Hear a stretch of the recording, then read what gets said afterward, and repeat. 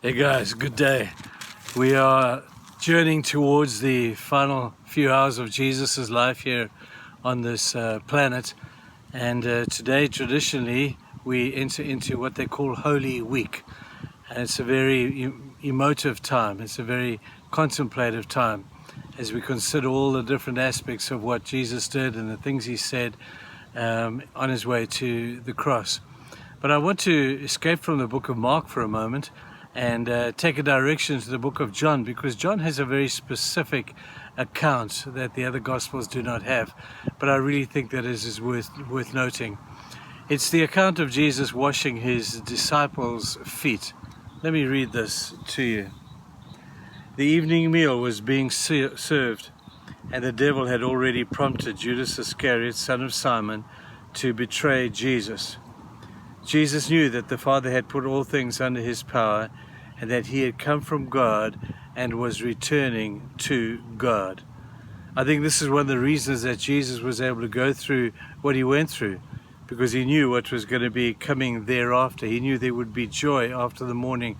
There'd be joy after the pain and the suffering. So in knowing all that, it says he got up from the meal, took off his outer clothing, and wrapped a towel around his waist. After that, he poured water into a basin and began to wash his disciples' feet, drying with them with the towel that was wrapped around him. No greater condescension can be thought of. The fact that God would come to this planet is one thing, but the fact that God would come to this planet in the form of Jesus and wash people's feet, I guess that's another thing. How low can Jesus go? Washing his disciples' feet. I think that this is just the craziest thing. Here's the creator of the universe, the all-powerful God, the omnipotent, the omniscient one, who comes down, meets with a bunch of 12 men in an upper room, and they're having a supper together, and Jesus washes their feet. I wonder what the disciples must have thought at that. We know what Peter thought. Peter said to Jesus, Jesus, you can't do that. I kind of know who you are, and it wouldn't be appropriate for you to wash my feet. And Jesus says, well, unless I wash your feet, you can have no part in me. And Peter says, well, wash all of me then, because I want to be a part with you. And so we see the wonder of the condescension, once again, of God to become a human being and then to do the work of a servant king, a king who is a servant. Now there's an irony that we don't often see. In today's age, it's about the big dog winning. It's about the king asserting his authority.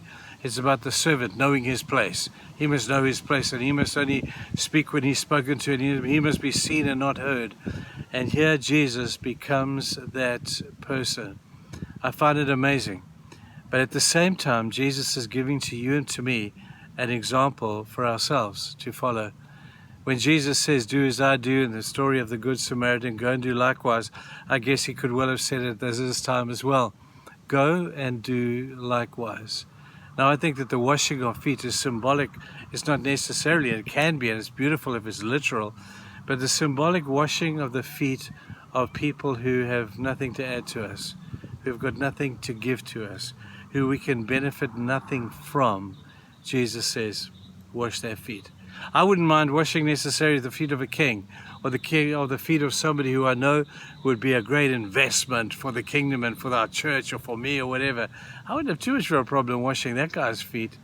But to wash the feet of the servants who'd been walking all day, traipsing the dusty roads in Jerusalem, and had their smelly feet, and he washed them and he dried them with a towel.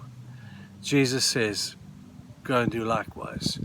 Serving humanity, people, is the highest order of what the Christian faith is about. I don't know what anybody else would think about that. But for me, when Jesus sees people serving as he served, that makes a huge difference. The people who ordinarily we would judge, the people who ordinarily we would say, whoa, shame, poor people, you know, let's give them $10 and let them go. Jesus didn't do that. He went out of his way to serve even the most unlovely. He even washed Judas's feet. And here was Judas who was about to betray him, and Jesus knew that. And he washed Judas's feet. Jesus, How low can you go that the person who would betray you, the person who would do all of that stuff in your face, and you forgave him and you washed his feet. People, I think there's a profound message for all of us to think about in this Holy Week journey, and that of being a servant to all is in the nature of Christ. I hope we can do it. I really do, because there's a lot at stake to get it right. Have a good day. Bye-bye.